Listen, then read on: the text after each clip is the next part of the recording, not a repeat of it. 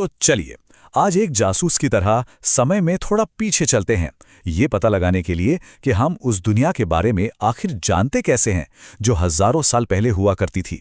आइए इस रहस्य की तह तक चलते हैं। देखिए, ये सारी पड़ताल शुरू होती है एक बहुत ही सीधे साधी सवाल से।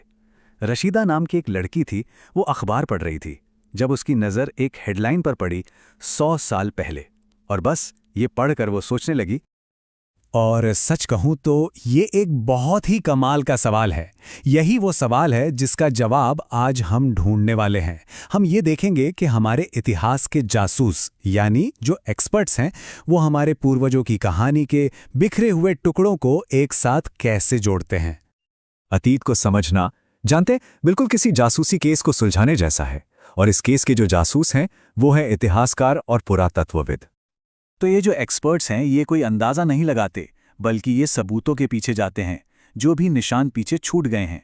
ठीक वैसे ही जैसे कोई जासूस किसी क्राइम सीन पर सुराग ढूंढता है। तो सवाल ये है कि ये सुराग आखिर हैं क्या। तो सबसे पहले ये जासूस जिस तरह के सबूत ढूंढते हैं वो हैं लिखे हुए रिकॉर्ड्स। और ये भी मोटे तौर पर दो तरह के होते हैं। अब इन दोनों में जो फर्क है वो बहुत दिलचस्प है। एक तरफ हैं पांडुलिपियां, जो हाथ से ताड़ के पत्तों जैसी नाजुक चीज़ों पर लिखी जाती थीं, मतलब वो वक्त के साथ आसानी से खराब हो सकती थीं। और दूसरी तरफ हैं अभिलेख, जिन्हें पत्थर या धातु जैसी कठोर सतहों पर उकेरा जाता था, और इसी वजह से वो हजारों साल तक टिके रहे। जरा सोचिए, इसका मतलब ये है कि आज जो भी पांडुलिपि बची हुई है वो एक बहुत ही कीमती और दुर्लभ सुराग है। ये हमें उस जमाने की मान्यताओं और ज्ञान की एक छोटी सी झलक देती है। और ये एक बेहतरीन मिसाल है कि अभिलेख कितने पावरफुल हो सकते हैं। अशोक के शब्द पत्थर में इसीलिए तराशे गए थे ताकि लोग उन्हें देखें, पढ़ें और उनका पालन करें। और कमाल की बात यह है कि वो आज भी हमारे पढ़ने के लिए मौजूद हैं। लेकिन हर कहानी तो शब्दों में नहीं लिखी जाती है ना। तो लिखित सुरागों के अलावा हमारे पास वो चीजें भी हैं जो लोग अपने पीछे छोड़ गए। और यहीं पर हमारे दूसरे तरह के जासूस यानी पुरातत्वविद काम आते हैं। ये वो एक्सपर्ट्स हैं जो जमीन के नीचे दबे हुए खजानों को खोजते हैं, मतलब वो चीजें जो हमें बताती हैं कि हजारों साल पहले असल में लोग जीते कैसे थे। और देखिए, हर एक चीज की अपनी एक कहानी है। औजार बताते हैं कि वो काम कैसे करते थे, हड्डियां बताती हैं कि उनका खान पान कैसा था, और जले हुए अनाज से तो ये भी पता चल सकता है कि वो कौन सी फसलें उगाते थे। मतलब ये उनकी रोजमर्रा की जिंदगी का एक स्नैपशॉट जैसा है। असल में इन चीजों की सबसे जरूरी बात यह है कि ये उन लोगों की आवाज हैं जिनकी कहानियां कभी लिखी ही नहीं गई।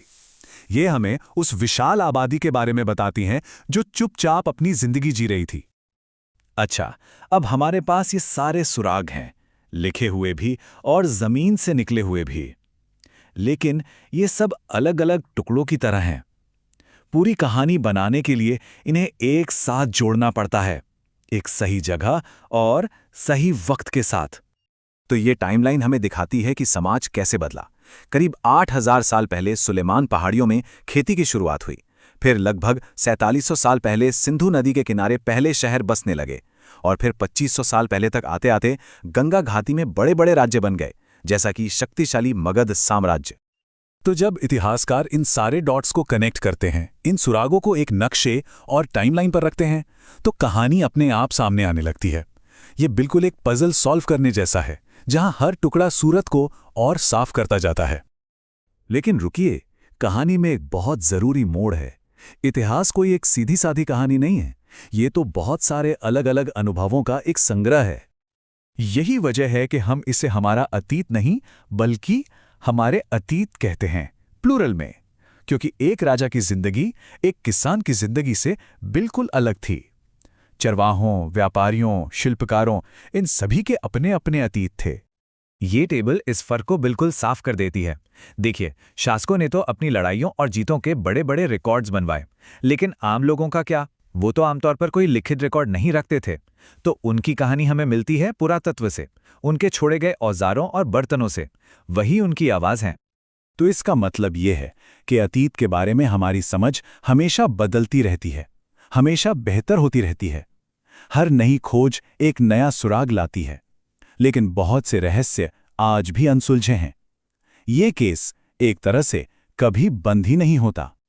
और ये हमें एक आखिरी सवाल पर लाके छोड़ता है। हम आज अतीत के सुरागों को देख रहे हैं। जरा सोचिए, भविष्य के इतिहासकार हमारे छोड़े हुए सुरागों को देखेंगे तो सवाल ये है कि हम उनके लिए क्या सुराग छोड़कर जा रहे हैं? हमारी कहानी क्या होगी?